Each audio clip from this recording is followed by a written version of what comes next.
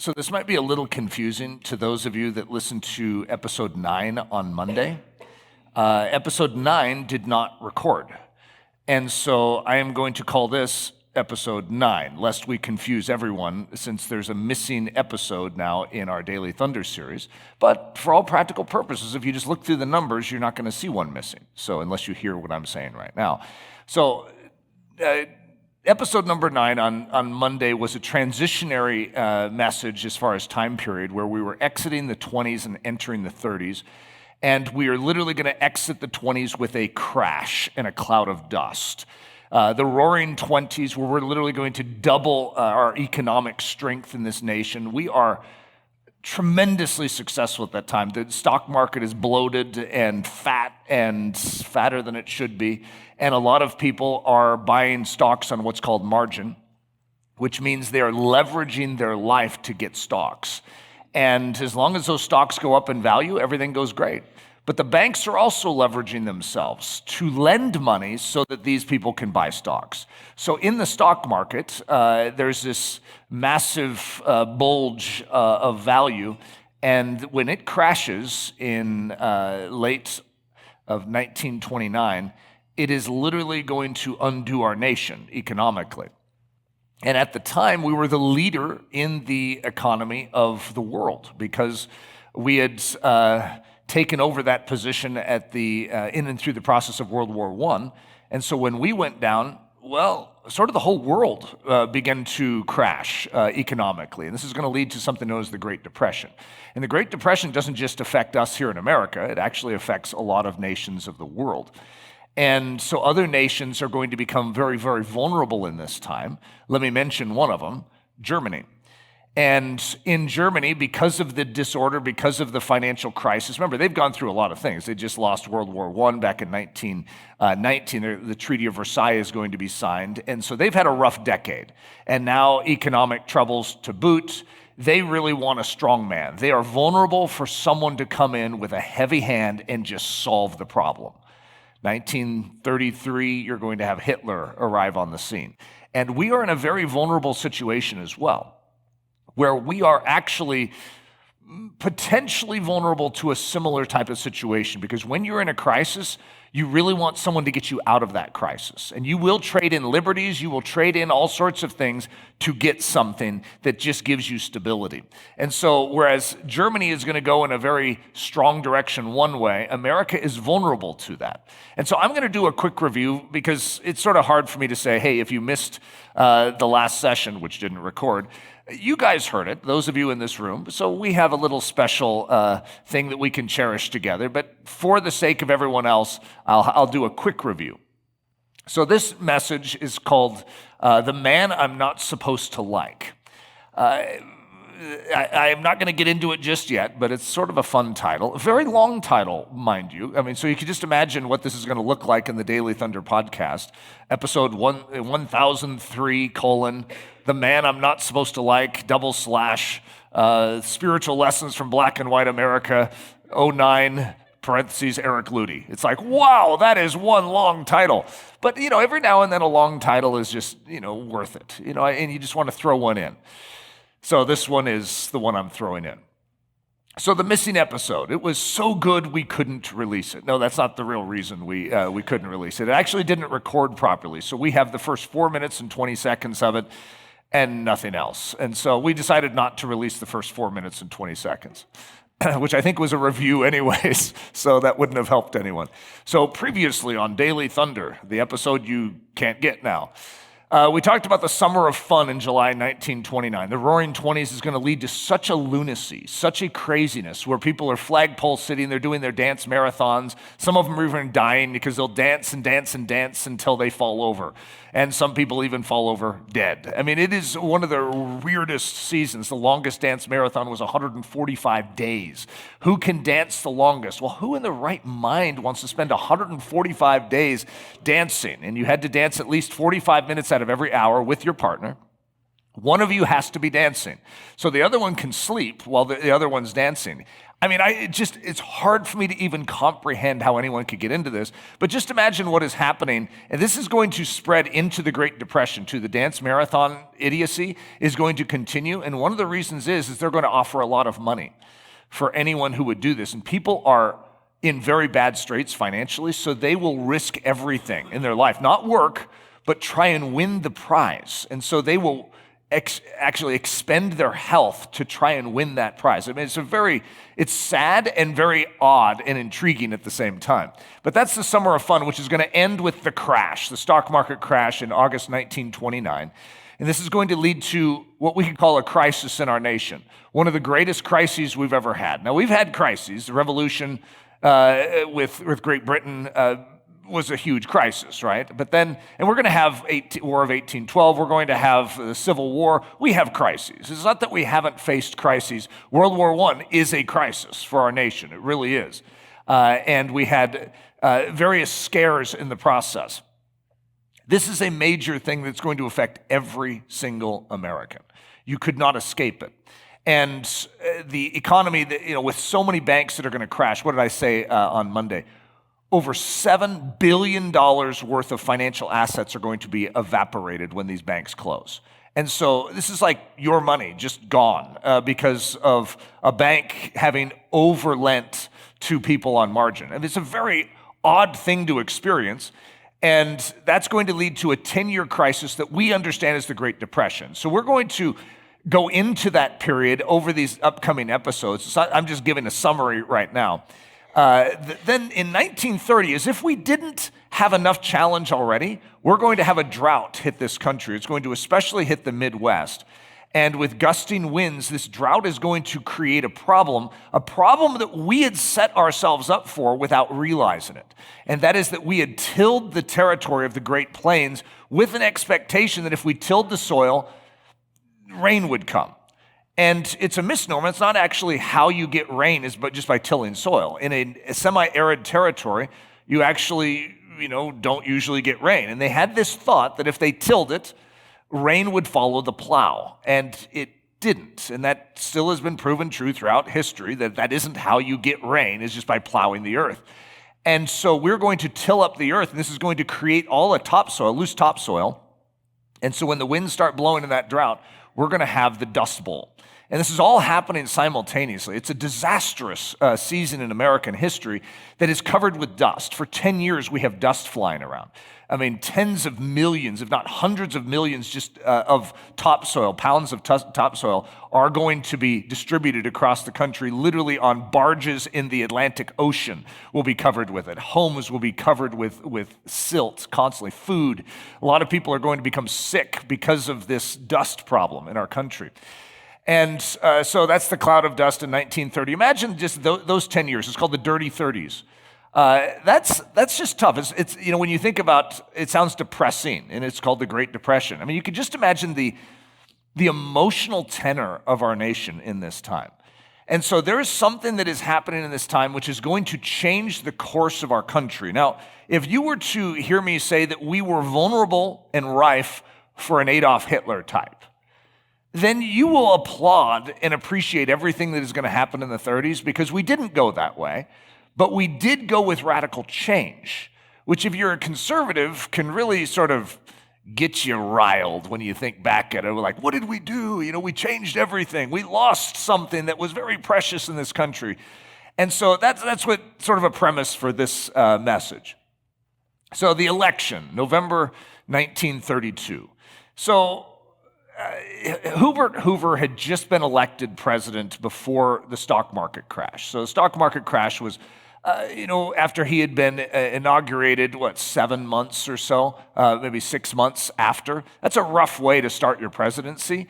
And it wasn't really his fault that we had a stock market crash. He's inheriting a bulging economy. I mean, so it's not really his fault, but when you are the president, you get blamed for what happens during your presidency, whether fairly or unfairly.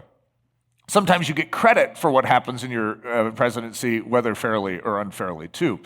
And this is a huge election. So Herbert Sorry, guys. It is sort of a hard name to say a lot. I think it a lot, but I don't always have to say it. Herbert Hoover is the classic conservative. He is the guy that, all of us are supposed to like. Now, remember the name of this message? The man I'm not supposed to like. So Paul Dixon, I'm going to give some background here. The causes of the crash and the causes of the depression were interrelated and followed the same path forward. By 1932, stocks were worth only about a fifth of what they had been worth during the summer of 1929. And July 8th, 1932 turned out to be the lowest point of the crash. It is often argued that 1932 was the year the nation hit rock bottom. Now, what's happening in 1932? We have a presidential election. So everything is going to hit rock bottom. It was already bad in 1929. And it only got worse in 1930. And then it even got worse in 1931. But it can't get any worse. And Hoover is a financial genius. And this guy can't seem to solve the problem. And so in 1932, right as the election is approaching, we have serious issues. We're going to hit what is going to be considered by many to be the lowest point. And so July 8th, 1932 turned out to be the lowest point of the crash. It is often argued that 1932 was the year the nation hit rock bottom. Exactly 2,998 banks had failed and 28,285 businesses had closed just in the year 1931. And in 1932, they were still closing at an alarming rate. So if you're living in America in this time and you're seeing the collapse and you're seeing that your president's policies are doing nothing to change it, what is your vulnerability going to be too? Well, if I could call it a vulnerability, what is your desire? You desire change. You desire something to intervene, something to alter the course of this downward spiral, because this is greatly affecting every American. Paul Dixon continues, unemployment had soared to 25%. That's 1 in 4 people is out of a job. 1 in 4 working families did not have a paycheck coming in, leaving 1 family in 4 without a breadwinner, and millions were underemployed, taking pay cuts and reductions in hours to keep their jobs. 2 million people, including many farmers, were turned into homeless migrants who wandered the country in a random and futile quest for work. Many settled in teeming communities of makeshift shacks and shanties known derisively as Hoovervilles. That's derisively because Herbert Hoover was the president at the time, and they're blaming their problems on Hoover, mocking the president who kept trying to tell the country that things were not as bad as they seemed and that recovery was around the corner. If you're living in a Hooverville and they keep saying it's not as bad as it seems, it's like you're living in la land, President. You're not living where the common man is living. So the man I'm supposed to like, for all practical purposes, if I start breaking down Hoover's, I'm just going to call him Hoover. How about that? His first name seems to be messing me up. If we break down Hoover's policies, you're going to see that he's a classic conservative. And there's so many things in my political mindsets, the way I think, the economy should be handled, the way I think states' rights and national rights, the size of government, all these things. It's like, yeah, I agree with Hoover. I lean in that direction. And yet, it's going to sound strange. Well, I'm going to give you a picture of Herbert Hoover. Did you just hear how well I said that? And he's a good, strong guy. This is one of those guys that you look to and he's just like a rock. He is, boom, just solid. And he's not moving anywhere. And he is such confidence. You could call it arrogance, but we won't, right? And he's a stalwart, strong character, just like a bulldog. And hey, maybe this is the guy to do it. However, his track record isn't showing very well. This guy has been in office throughout this whole time, and he has not been able to do one thing to touch the issue. And some people actually believe he wasn't even trying to do anything. And there's a part truth and a part lie in that. He was doing a lot. But part of his mentality is it's not government's place to intervene in personal finance of everyone in our nation. Ironically, that's something I would hold to. And he didn't feel that the national government should intervene, should start just this massive welfare state to start bailing everyone out. Isn't it funny? This is like we're all vulnerable to being Hooverites. It's like, yeah, that's some good logic there, Herbert. He believed in something called rugged individualism. You deal with it yourself. Hey, work together as a neighborhood, whatever you can do. But as the federal government, I would be doing you a disservice if I started bailing everything out. because that's not having you take personal responsibility for your situation. It's like, well, you know what? He has some good thoughts there. And yet when I look at Hoover, I don't really like the guy. It's funny, he has the policies that I would lean towards, and yet I don't really like him as a man. You know, when I'm studying, it was like, yeah, he's just sort of harsh and stern and mean, and even though he may be right, it's a really hard one to even evaluate back, looking back in history. It's like, would it have been better to keep Hoover? I don't know. That's a really wild question for those of us that like alternate histories. So then there's a man I'm not supposed to like, Franklin Delano Roosevelt. When you're a conservative, he's the liberals' champion, guys. You're not supposed to like him. It's just rule number one when you look at American history, you have to look at Franklin Delano Roosevelt and recognize that's the author of the New Deal. That's when we went off the gold standard. That's when everything went south. This is when we lost, our compass as a nation. This is when we began to slide decidedly liberal. So here's what's interesting. I'm supposed to like Hoover, and I really don't. I'm supposed to not like Roosevelt, and to say that I like Roosevelt is very dangerous, right? Because that would cause you to think I like his policies. I don't like his policies. I don't. But he's strangely attractive in another regard to me. Like, I like him. And I know I'm not supposed to. And there's a lot of things about Franklin Roosevelt that are not attractive to me at all. There's a lot of decisions. I know a lot about Roosevelt, by the way. I did a whole series on World War II. I had a lot of Roosevelt in that. I could tell you his foibles. I could tell you his weaknesses. I could tell you his leanings. I could tell you a lot about him. And yet there's something about him that I think is admirable, and I like. But here's the point. Remember this whole series called Spiritual Lessons from Black and White America? In this time period, we began to get so dogged and dogmatic that you had to hate someone that was on the opposite side of the ledger from you. You couldn't like them and just not like their policies. You had to hate them because of their policies. That ideology is actually rampant in our culture today still. And I would say you could go back right here. I'm not saying it didn't exist before this, but we are going to have a sharp divide in our country right here in this election. And it is going to splinter in two different factions. Our nation is going to be strongly opposed one to the other based on policy of how we run a government. So the man I'm not supposed to like, his name is Franklin Delano Roosevelt. There's a picture of him, by the way, for those of you that have never seen Franklin Roosevelt. Fascinating character. I mean, even his history is very interesting. So he suffers from an ailment. He actually has a disability. It's the first and maybe the only, I'm not exactly sure if there's any statement since then, of a president with a disability.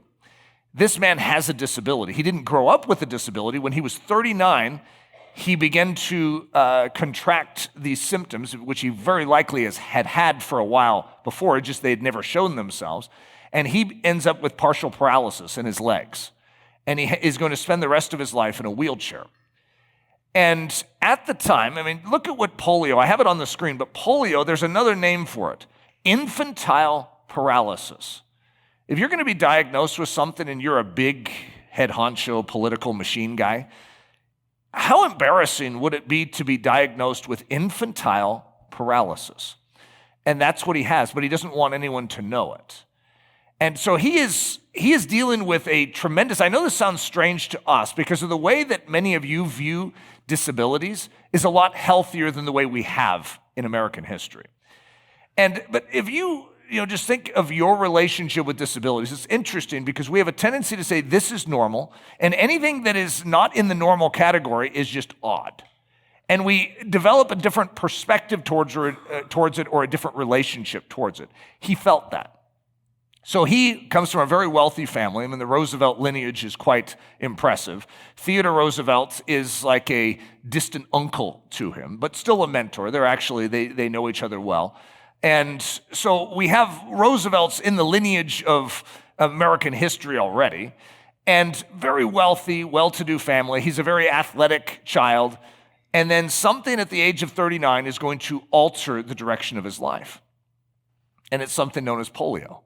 And it is not just a physical ailment, but just imagine what this is going to do to him mentally, socially, and how he is going to relate to people now. Because when you are tall, strong, athletic, and good looking, you have a tendency to have a greater strength and confidence in how you present yourself. And one of the things I'm intrigued by about this man, is that he is going to actually, though at first be hit hard by this polio, he is going to leverage this polio in a profound way into a great strength in his life. So, question for all of us: does polio make for a stronger or a weaker president? Now, this was a huge issue back in this election. And I want you to sort of honestly assess that. If someone is in a wheelchair, does that make them stronger or weaker for the challenges that will face something known as a presidency? Presidency, anyone who has walked through it, which isn't that many of us in this room, right? We haven't been president of the United States, so we can't really speak personally about it. I think Abraham Lincoln had a quote about it being hell on earth. But most men would say, they age. If you've ever watched presidents, you see a picture before and after their presidency. Yeah, it might just be 4 to 8 years, but they will age like 20 to 30 years in that time. The weights that are upon a president are so excruciating and so challenging.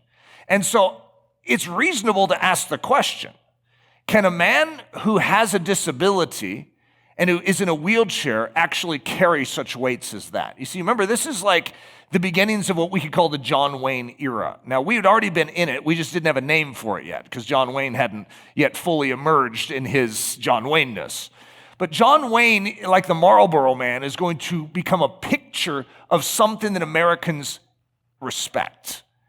It's the self-made, rugged individual. It's the guy who can overcome. It's the guy who doesn't need anything. He's self-sufficient. This is Americanism in a nutshell. And so a guy in a wheelchair doesn't quite say it. Doesn't quite say what we're looking for. Our president is supposed to show it too. And so this becomes a huge tension for Roosevelt, who senses after this recovery period that he is going to actually pursue politics again. And he's going to attempt to hide the fact that he's in a wheelchair, for the very reason that most people in America wouldn't understand that someone like that could carry any weights. So, does polio make for a stronger or a weaker president? In late 1932, it was definitely a stigma. So there are 3 pictures of him, as far as I know, 3 pictures of him in a wheelchair. And there are tens of thousands, hundreds of thousands, millions of pictures of this man, right? He was the president of the United States in an age where media was a huge deal.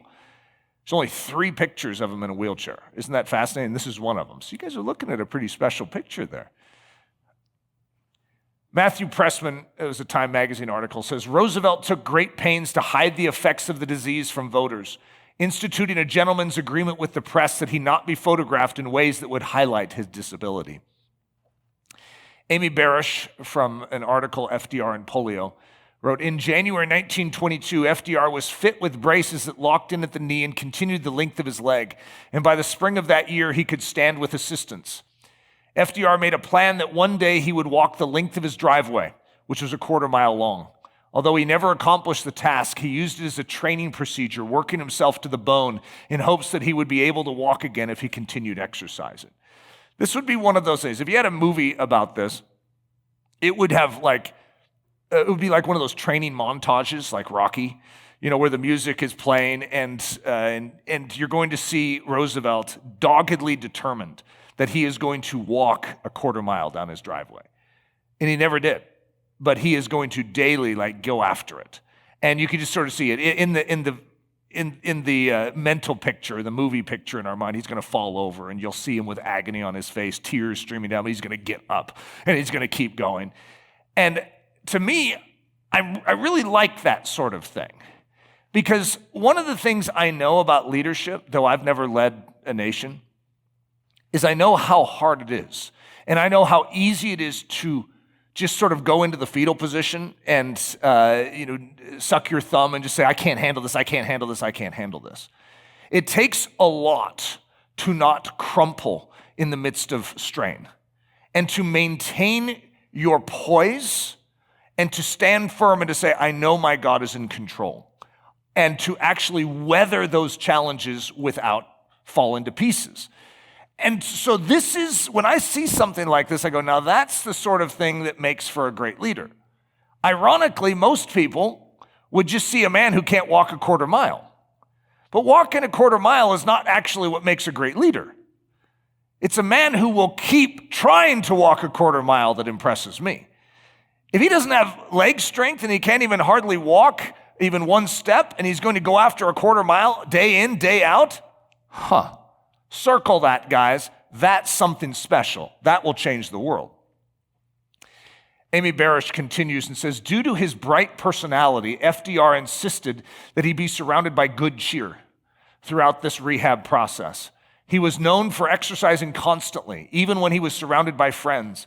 He would often have people watch him and provide company as he exercised and would carry out a conversation with them despite devoting all his efforts to moving. Good strategy. Surround yourself with good cheer instead of people that are like, oh, I'm so sorry that you're going through this. But to actually have laughter around you, to have a perspective of triumph around you. Interesting. Hoover versus Roosevelt. Hoover, change nothing. Roosevelt, change everything. Doesn't it scare you guys to think of someone like Roosevelt getting into the presidency, change everything? Whoa! That is the opposite direction of what we like as Americans, especially conservative Americans, which is like, look, we started out with a great constitutional republic. We have something wonderful. Let's keep it. And if we're going to return to strength, what we as conservatives always think of is going back in time, not forward, back. We want to go back to strength. And so what you see with Hoover is hey, let's maintain what has always made America great. And let's not alter it because we're in a crisis right now. So it does not mean that you don't make adjustments and you don't, do what is necessary to make the country work. But what Hoover is going to translate as is change nothing. That's what it sounds like, is, hey, we're fine, guys. Everything's fine. Yeah, we're in a disaster right now and everyone's out of work and banks are closing all over the place. When FDR... I don't want to give anything away. I didn't say anything. Let's just keep going. Hoover is change nothing. Roosevelt is willing to change everything. I don't care what it takes, says Roosevelt. We'll change whatever it takes to make sure that this nation stabilizes. Okay, so you can imagine how this is going to sharply divide people. So here's a poster. Likely, my guess is that this was done way after the fact, like even in the recent times. But what you're going to see is on the left, you see Hoover, and on the right, you see Roosevelt. Now, look at the symbols that both of them get. To the other side, Hoover looks like Nazism, and Roosevelt looks like communism. This is how they are portrayed. Now, Hoover was not a fascist, Nazi, Hitler supporter. And Roosevelt was not a Stalin communist supporter. But to the conservative, Roosevelt looks like he's communist. And to the liberal, Hoover looks like he's fascist. And I don't know if you guys have seen something very similar in the recent past, but where we have extremities of how we view things, because that's our political lens. It's called dogmatism, where we can only see evil, we cannot see anything virtuous. Kim Phillips-Fein said this: in Germany, Adolf Hitler was sworn in as chancellor. In the United States, some people, including the publisher William Randolph Hearst, wondered whether America was in need of a similar strongman. Hoover versus Roosevelt. So Hoover believed in financial independence. No, we don't get individuals connected with governmental money. We don't give loans as a government. We don't bail people out. We don't create welfare. We actually want to do the exact opposite. We want to train a guy how to fish so he can catch his own fish, right? We don't want to give a guy fish for the rest of his life and then he never learns how to fish. I mean, this is classic conservatism, guys. This is like literally what you guys probably grew up on. I mean, you were sucking your thumb on that. And that's Hoover. Now look at Roosevelt, financial interdependence. We need to work together, governments and people, government and businesses, government and banks, and we will stabilize this. Now that has alarms going off in every conservative's mind because that could mean big government. It could, and it's going to.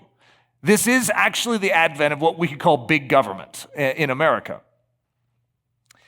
Hoover versus Roosevelt, rugged individualism versus share the wealth. And of course, share the wealth just sounds like communism to all of us. I mean, you have to admit. But if you have a whole bunch of money over here and there's a whole bunch of starving people over there, it's like, hey, what are you guys going to do over here to help the starving people over here? We're a nation. Let's work together. And though that smacks of what we would call socialism, you at least can understand the mindset if you remove the politics from it. It's like, yeah, if there was a few of us in here that had a lot, and then there was some that were literally outside on the streets living under a bridge because they didn't have anything, well, then we would probably appeal in here going, hey, guys, we need to do something to help the people under the bridge. And then, the people that have a lot could say, hey, don't tax me. You see, this is a problem we've had in our country for a long time of how do we deal with the global country? How do we deal with our ills in a way that protects the essence of our country at the same time actually helps people? Hoover versus Roosevelt. So think about this. This is how it would have been perceived. Stalwart, strong, somewhat scary, that's Hoover, versus wheelchair-bound weakling. So this is how the Hoover camp, of course, wouldn't want to say somewhat scary, but this is like what you're dealing with as a voter. You're like, wait a minute here. But Roosevelt actually seems like he's willing to do something. Hoover is just saying, hey, pull yourself up by your own bootstraps and figure it out. This is America. We've given you opportunity, take it. James McClafferty, who was Herbert Hoover's congressional liaison, said this: what is Roosevelt thinking about when he allows himself to aspire to that office?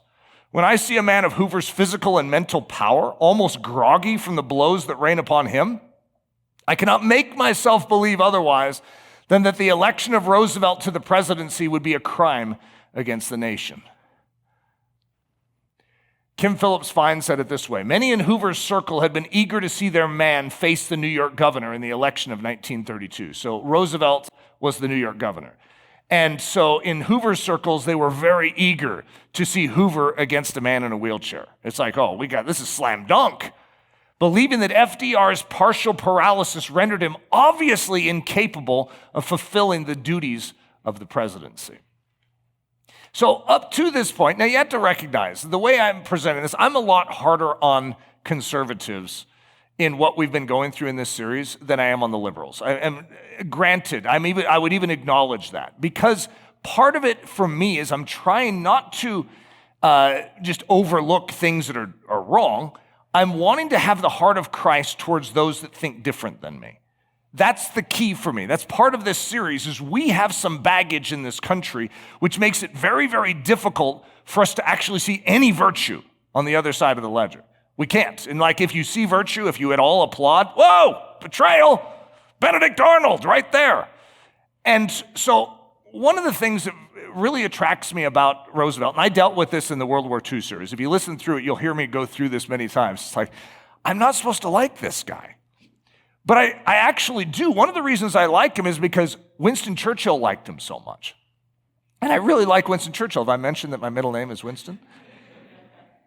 And so my dad, my grandparents' hero was Winston Churchill. My dad's name was Winston. He was named after Winston Churchill. He was born in 1942. I mean, at the exact time that most of Winston Churchill's great things are happening.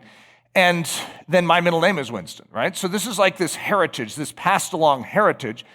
And Winston Churchill is going to become a good friend with a man named Franklin Roosevelt during World War II, and he is going to write about him. Now, Roosevelt is going to die before World War II ends. Now, sorry, that's not really a spoiler for the storyline.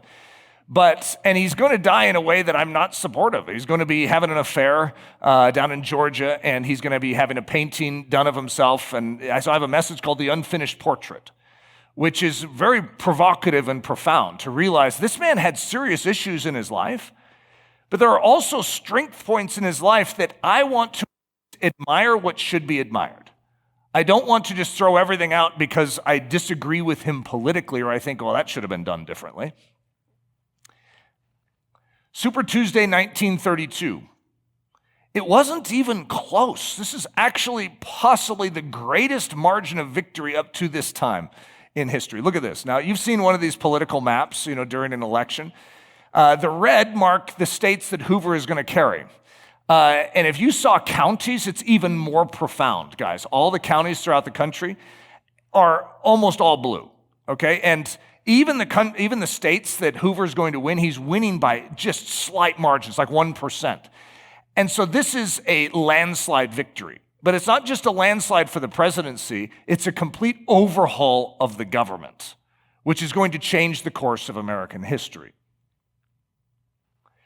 Nancy Gibbs, in a Time article, says 1932 was a political realignment election. Not only did Roosevelt win a sweeping victory over Hoover, but Democrats significantly extended their control over the House, U.S. House, gaining 101 seats, and also gained 12 seats in the U.S. Senate to gain control of the chamber. 12 years of Republican leadership came to an end, and 20 consecutive years of Democratic control of the White House began. In Wikipedia, I know one of your favorite sources, until 1932, the Republicans had controlled the presidency for 52 of the previous 72 years, dating back to Abraham Lincoln being elected president in 1860. After 1932, which is the election we're talking about, Democrats would control the presidency for 32 of the next 48 years. So you're going to see a shift of our country. So much of what is happening in this time period that we're talking about is going to be the shift, which is going to take something that the Republicans had sort of just always had. The presidency is their territory.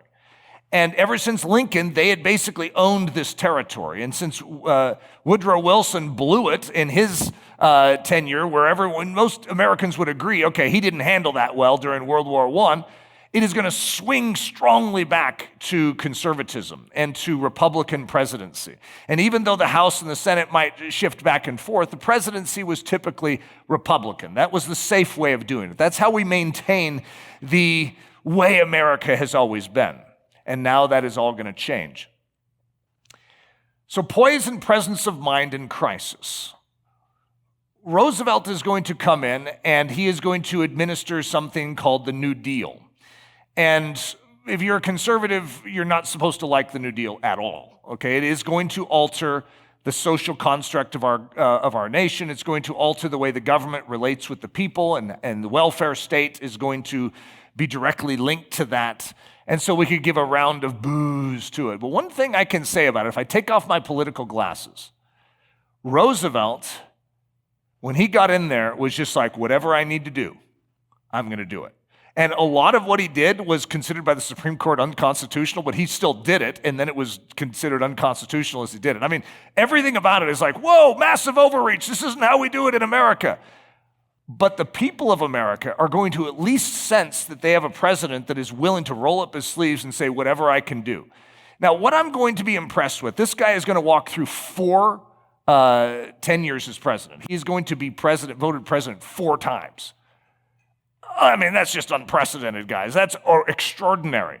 And the weights he's going to carry, he's going to be president through the Great Depression and through World War II. And this man is going to have poise and presence of mind. Though I may disagree with some political policy aspects of his life, I have to admit he was a strong leader. And in the moments when you wanted a strong leader, he was a strong leader.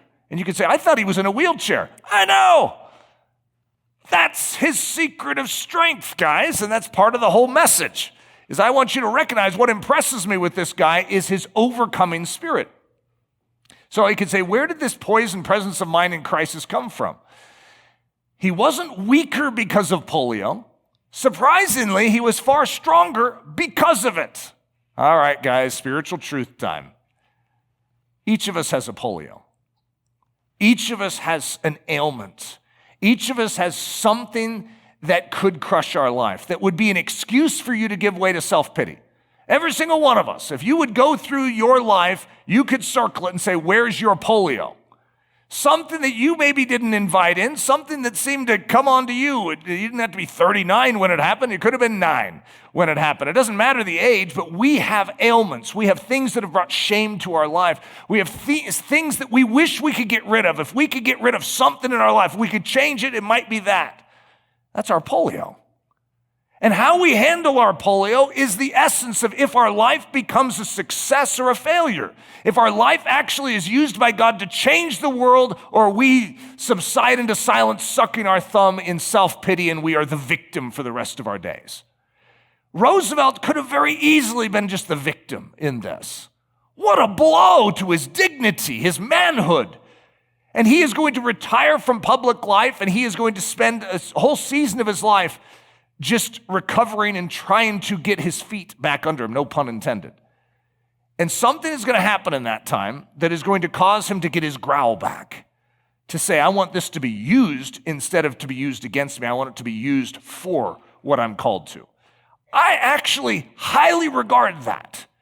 When someone is willing to overcome a challenge in their life, a disability, a financial impediment, when you're born without the same privileges as everyone else, that's always one of our favorite stories. In American history, we love those stories, those overcomer stories of someone who's impoverished and somehow makes their way out of poverty. It's so hard to do. And when someone does it, wow. How about those stories of someone who doesn't have an opportunity for education and then they turn into one of these great minds in their generation? It's like, whoa, how does that happen? The George Washington Carver sort of line. Oh, that's amazing. These are the stories that we love. Why? Because they overcome. This is actually the essence of what the Spirit of God does in his people, right there. He does not sit by and suck his thumb. That isn't what God does in a time of difficulty. He rises up. And if it's a quarter mile that you determine you're going to walk, you just start going after it every day. This is how we live as Christians. If you have something that is holding you down, you have the Spirit of God, the growl of God to wake you up every morning and say, let's do this again. Come on, get out of bed. Let's go.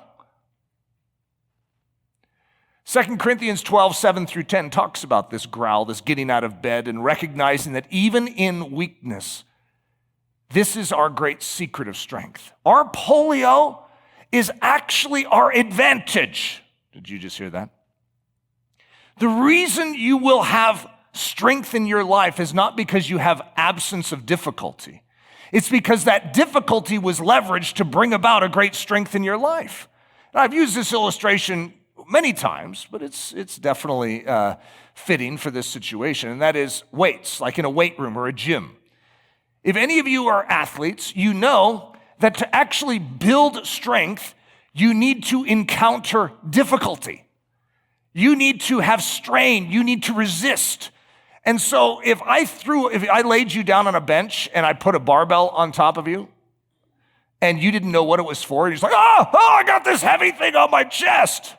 Yeah, it could crush you and break a rib. It would be rather miserable. Or you could fix your hands on that bar and push it. And when you do, you would find that it engages your muscular side and actually animates it. And this is how you get strength. It's not by avoiding difficulty, but by embracing it. When you embrace your polio instead of cower before it, it actually will make you stronger. I would say one of my premise points in studying the life of FDR, Franklin Delano Roosevelt, is that he is a great president because of his polio.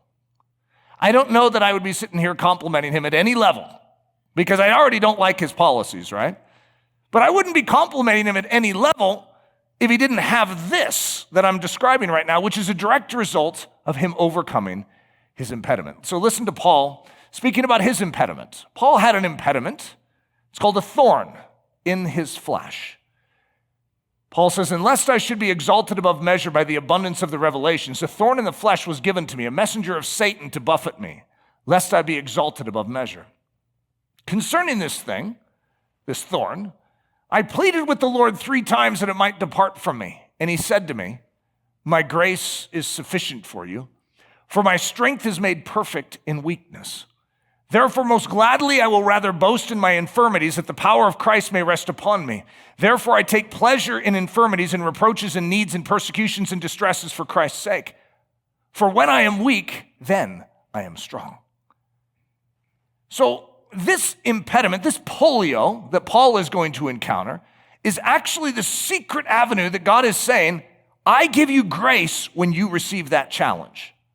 So to the degree that you have a thorn, to the degree that you have an impairment, to the degree that you have a disability, to the degree that you have a financial shortfall, to the degree that you have a challenge, you get a greater measure of grace. And that greater measure of grace is your great strength in life. You want to win this thing called life? Cherish your thorns. The very thing that the enemy is trying to come against you and discourage you with is the very thing God will leverage to encourage your life. What can polio do for a man? So I'm going to give you a story of a guy named Maxim Litvinov. So this is a strange story for me to bring up, but this is sort of a picture, because it's really hard in a summary to tell you why I sort of like FDR, even though I'm not a supporter of maybe his policies, right? I mean, that's a hard thing to say. And the story of Maxim Litvinov is one of the reasons why when I was studying World War II, I was pausing, going, wow, I really am supposed to not like this guy, but why do I keep liking him? So January 1st, 1942, I know we're not in our timetable as we should be. I mean, suddenly we're just like forward 10 years out of nowhere. We just went forward 10 years. We're in the presidency of FDR, and we're in the middle of World War II. December 7th, 1941, a day that will live in infamy. That's a famous speech by Roosevelt. Just a little bit before this, okay? So this is just less than a month after that, after the bombing of Pearl Harbor, by the way, if you don't know where that speech comes from. And so America is now entering the war, and we are going to form something called the Grand Alliance, where we are going to create an alliance with Great Britain and with the USSR. Technically, there's 22 other nations that are going to be part of it, but we understand the Grand Alliance, or the Allies, in World War II are going to form on this day, January 1st, 1942. So here's our character, Maxim Litvinov. In 1939, this man was the second most powerful man in Soviet Russia outside of Joseph Stalin. So we're talking about a major player in the communist movement. And so this is 1939. Now remember, we're in 1941, or 1942, January 1st, 1942 in where we're talking. But he was the second most powerful, but something is going to happen. You see, he's a Jew. Now, remember what's happening. Germany is not pro-Jew. There's something that they're very anti. They're anti-Jew. And Stalin wants to make an arrangement with Hitler for peace. And so Litvinov would have been the guy negotiating the peace. And Hitler will not talk with a Jew. So Litvinov is going to be sacked. He's going to lose his power position in the communist government. And now he's just going to be a foreign ambassador that's going to be used in 1942 to come to America to negotiate this. So it's not that he's, a nobody, but he has lost his high position. He has been demoted in a very significant way. So he is a Jew, a very inconvenient fact, mind you, when attempting to negotiate peace with Nazi Germany. Winston Churchill says this: "The president was wheeled into me on the morning of January 1st, 1942. I got out of my bath and agreed to the draft." In his memoirs, he's always getting out of the bath. He's always in bed, signing papers. It's somewhat awkward. Both Roosevelt and Churchill are always in bed or in the bath, okay? I don't know if there's an edited version of their memoirs that skips that, but it's all over the place, right? So sorry that I put it on the screen here. I got out of the bath and agreed to the draft. Now I even read it twice. "The Declaration could not by itself win battles, but it set forth who we were and what we were fighting for. Later that day, Roosevelt, I, Litvinov, and Sung, representing China, signed this majestic document in the president's study. It was left to the State Department to collect the signatures of the remaining 22 nations." This is a huge moment in history, right here. This is what's called the Grand Alliance. Winston Churchill says this: "He, Litvinov, was invited to luncheon with us in the president's room on purpose." Churchill and Roosevelt are going to see this man, a communist Jew, and they're going to set apart a luncheon on this massive day in history, and they're going to purposely meet with a guy named Litvinov. Winston Churchill says it this way: "The president had a long talk with him alone about his soul and the dangers of hellfire. The accounts which Mr. Roosevelt gave us on several occasions of what he said to the Russian were impressive. Indeed, on one occasion, I promised Mr. Roosevelt to recommend him for the position of Archbishop of Canterbury if he should lose the next presidential election. That's classic Winston Churchill humor. What can polio do for a man? It can supply an extra sensitivity toward those around you with injury, impairments, and shame. When you have a polio in your life, what does it do? It helps you see others that have a polio. And Litvinov doesn't have paralysis of his legs, he has paralysis of soul. This man has been rejected in his country. This man has been demoted from the highest positions to a nobody, is the way it feels to him. His country is rocked him, where he doesn't know what is true. He's always been a communist, he's always been an atheist, but now he's in this bubble territory where he doesn't know what is true. And Roosevelt is going to see that. He's going to see the polio in Litvinov.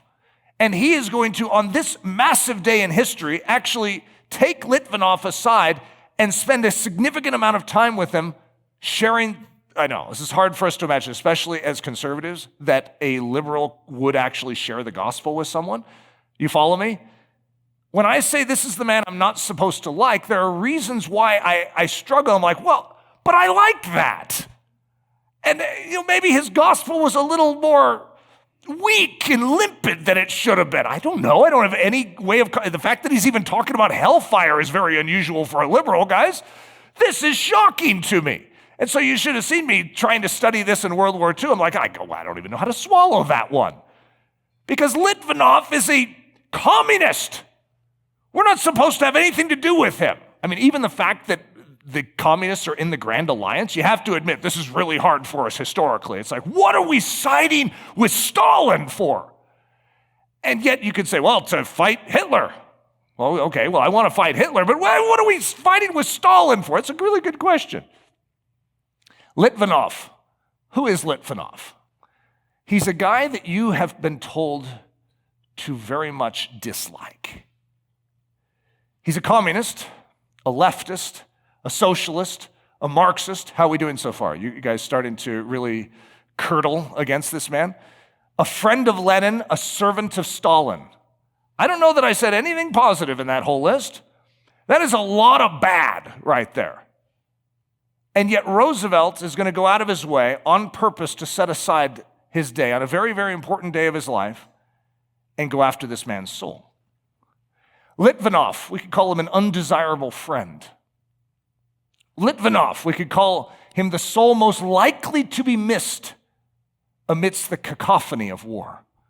When you're dealing with all of life's business, who has time for Litvinov?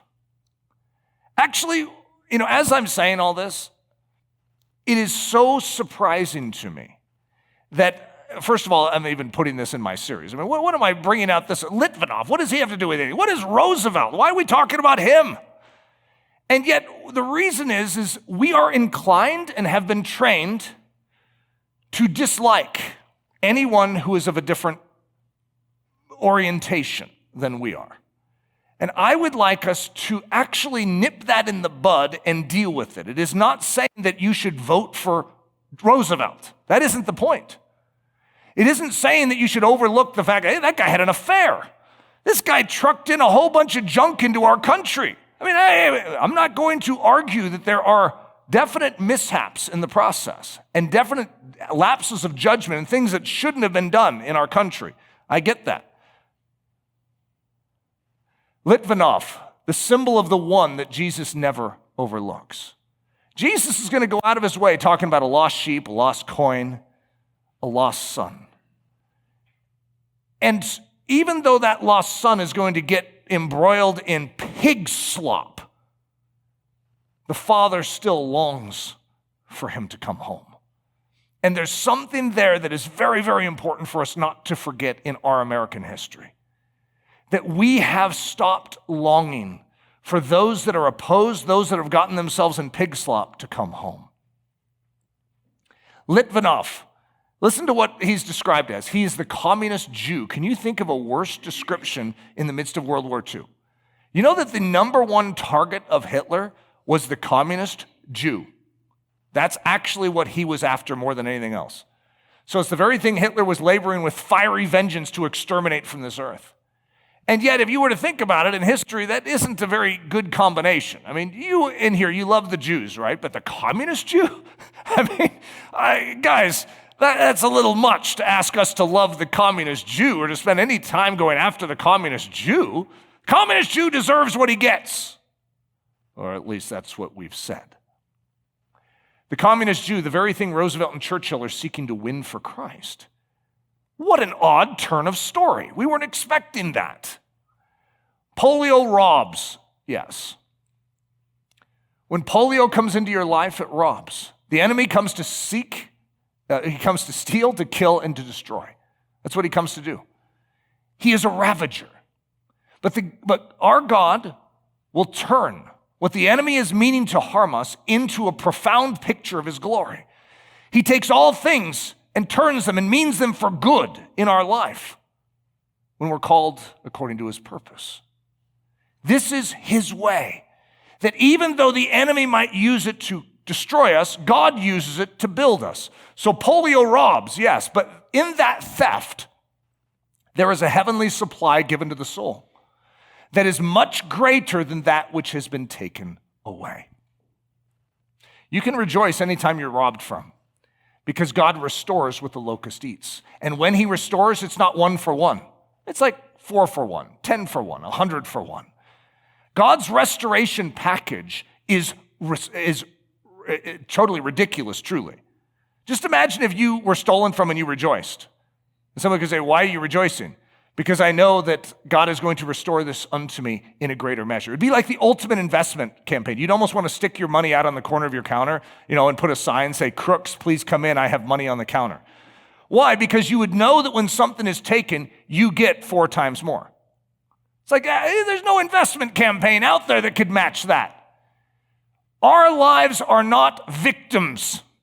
We are not victims to a system. We are the pictures of triumph in this world. And the way we handle the Litvinovs, and get this, the way we handle the Roosevelts in our life, the way we handle them must be different than the way Hoover handles them. We are not a political machine as a church. We are lovers of those that Christ gave his life for. That is our motivation. The heart of God. So in 2 Kings 6:5, there's a story about an axe head. And in 2 Kings 6:15, just a few verses later, you're going to see one of the most epic stories in all of history.